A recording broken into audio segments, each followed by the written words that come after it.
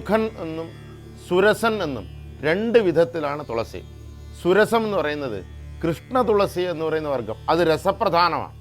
അതിൻ്റെ രസങ്ങൾ ഉപയോഗിച്ചിട്ടാണ് കുറേയധികം മരുന്നുകൾ ഉണ്ടാക്കുന്നത്. സുമുഖൻ എന്ന തുളസിക്ക് ദോഷമൊന്നുമില്ല, അത് ധരിക്കാനും അതുപോലെ തീർത്ഥാടകർ വെള്ളത്തിലിട്ട് കുടിക്കാൻ അങ്ങനെയുള്ള ആവശ്യത്തിന് സുമുഖൻ എന്ന് പറയുന്ന തുളസിയെയും ഉപയോഗിക്കാം.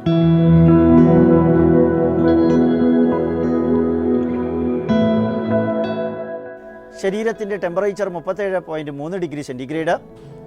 ആ ടെമ്പറേച്ചറിൽ തുളസി ചെവിയുടെ പുറകിൽ വെക്കുകയാണെങ്കിൽ സാവധാനത്തിൽ അത് വാടി അതിനകത്തുള്ള ഈ ഒസിമീനും ഒസിമോളും തൈമോളും സ്കിന്നിലൂടെ ത്വക്കിലൂടെ ശരീരത്തിനകത്തുള്ള രക്തചംക്രമണ പ്രവാഹത്തിനകത്ത് പെടുന്നു.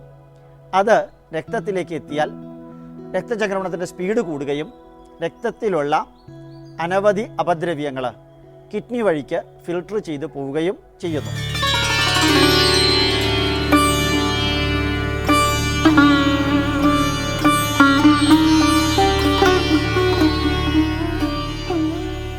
സാമീപ്യം കൊണ്ട് തന്നെ നമുക്ക് പ്രാണനും രോഗപ്രതിരോധ ശക്തിയും പകരുന്ന തുളസി പുരോഹിതന് മാത്രമല്ല, പൂജയിലും പ്രാർത്ഥനയിലും ചേരുന്ന ഓരോ ആൾക്കും സ്വാസ്ഥ്യം പകരുന്നു.